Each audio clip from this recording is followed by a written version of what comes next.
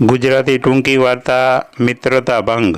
અકબર બાદશાહના એક શાહજાદાને દિલ્હીના એક પ્રખ્યાત શાહુકારના દીકરાની સાથે ગાઢી મિત્રતા હતી। તે આખો દિવસ તેના મિત્રની સાથે શેર સપાટા કર્યા કરતો હતો। બાદશાહને તથા તે શાહુકારને પણ તેમની આ મિત્રતા પસંદ નહોતી। તેથી તે બંને આ ચાહતા હતા કે એમની મિત્રતા તૂટી જાય। શાહુકારનો તે છોકરો તેનો બધો ધંધો રોજગાર છોડીને રાત દિવસ શાહજાદાની સાથે રખડતો, પરંતુ શાહુકાર બાદશાહના ભયથી તેને કાંઈ કહી શકતો ન હતો। આ બંનેની મિત્રતા કેવી રીતે ભંગ થાય એ વિષયમાં એક દિવસ બાદશાહ પોતે વિચાર કરી રહ્યો હતો। તેવામાં ત્યાં બિરબલ આવી ચડ્યો। તેને આવેલો જોઈને બાદશાહ ખૂબ પ્રસન્ન થઈ ગયો। તેણે બિરબલને પોતાની પાસે બેસાડીને કહ્યું, શાહુકારના પુત્ર તથા આપણા શાહજાદાની દોસ્તી કોઈને કોઈ રીતે છોડાવવી જોઈએ। મારા માનવા મુજબ બિરબલ તું જ આ કામ કરી શકે તેમ છે। અકબરનો હુકમ મેળવીને બિરબલે કહ્યું, જહાંપનાહ, હુકમ બહાર પાડો કે આજે શાહજાદા સાહેબ તથા શાહુકારનો પુત્ર બંને એક સાથે દરબારમાં હાજર થાય। બાદશાહે એ મતલબનો હુકમ જાહેર કરી દીધો। બંને મિત્રો નક્કી કરેલા સમયે દરબારમાં હાજર થયા। થોડી વાર સુધી તો આડી અવળી મનપસંદ કરવાની વાતો થતી રહી।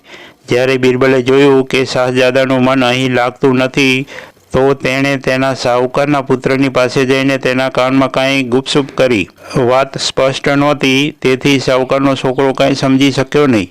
ત્યાર પછી બિરબલે શાહજાદાના મિત્રને સંબોધીને ચેતવણી ભર્યા સ્વરમાં કહ્યું, ધ્યાન રહે, આ વાત બહાર જાય નહીં, બહુ જ ગુપ્ત રાખવાની છે। તારા અંગત મિત્રને પણ આ વાતની ચર્ચા કરીશ નહીં। બિરબલની આ ચેતવણીને ત્યાં હાજર બધા લોકોએ સાંભળી। ત્યાર પછી સભા બરખાસ્ત કરવામાં આવી। દરબારથી બહાર નીકળીને શાહજાદાએ તેના મિત્રને પૂછ્યું, બિરબલ સાહેબે તને કાનમાં શું કહ્યું હતું?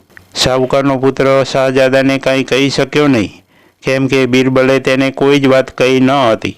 તેથી શાહજાદાના મનમાં કોઈ શંકા ઉત્પન્ન થઈ। તે બોલ્યો, મિત્ર, આજે તે તારી આ નવી રીત બહુ સરસ અપનાવી છે।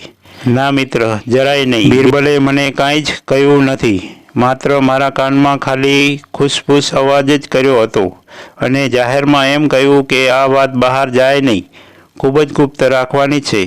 શાહુકારના દીકરાએ શાહજાદાને સમજાવવાનો પ્રયત્ન કર્યો, પરંતુ શાહજાદાના મનમાં તો શંકા પડી જ ગઈ હતી। તેથી તેને પોતાના મિત્રની વાતનો વિશ્વાસ આવ્યો નહીં।